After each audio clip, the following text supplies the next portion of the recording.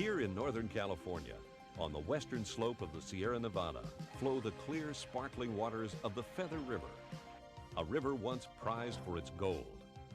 A river once feared for its floods. Today, the floodwaters of the Feather River have been tamed and stored here in the foothills as the primary water storage facility for the California State Water Project. This has been made possible by an outstanding engineering achievement, Oroville Dam.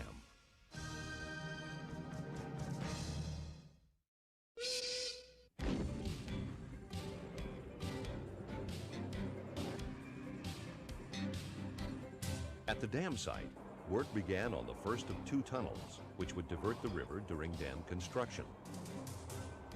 Part of the river channel was closed off. This allowed crews to expose the bedrock on which the dam's concrete core block would be built.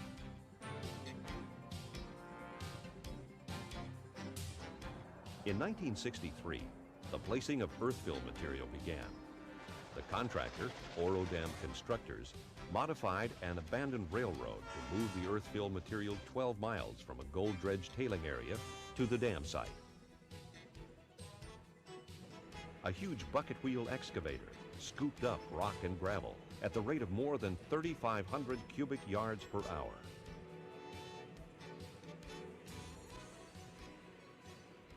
The material was sent on conveyor belts to the train loading area. After it was screened, the material was sent by conveyor belt to train loading hoppers. By filling 10 cars at one time, an entire 40-car train was loaded in less than 15 minutes. 3 sets of locomotives continually shuttled the cars between the dam and the Boro site.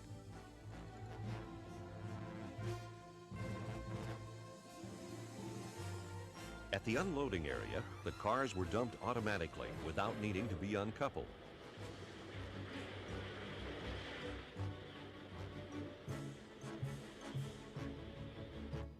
The material again rode the conveyors. The impervious clay going right to the dam, and the coarser material going to a mixing and temporary stockpiling area. Each type of material went to its own specific part of the dam, where it was dumped, spread, and packed down.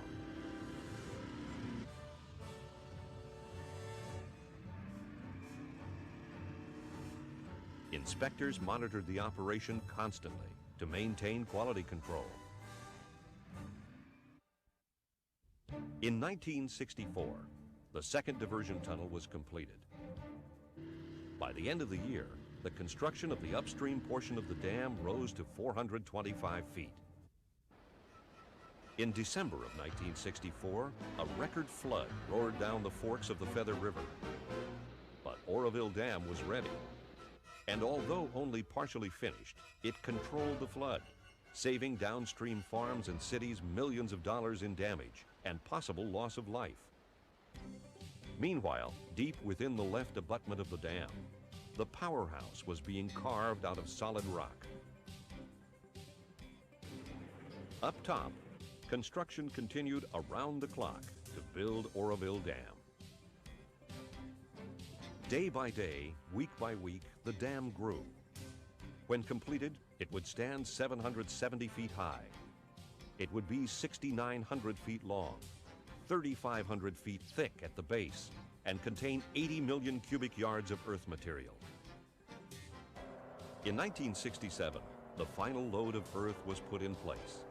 The last diversion tunnel was closed, and Lake Oroville began to fill with water, 1 year ahead of schedule. Oroville Dam's powerhouse, later to become the Edward Hyatt Power Plant, was also nearing completion. It had been almost 7 years since ground was broken to begin construction, and it was time to celebrate again. On May 4th, 1968, Oroville Dam was formally dedicated by Governor Ronald Reagan. Here before you is Lake Oroville, filling to its destiny for the use of flood control, hydroelectric power, irrigation, municipal and domestic purposes, and as one of the greatest recreational and fishery lakes in California. And off there, is the highest dam in the United States. This is a major achievement of our time, and it's with great pride, therefore, that I simply dedicate Oroville Dam and Lake Oroville to the people of California's future, who will benefit from this giant structure and the water that it impounds.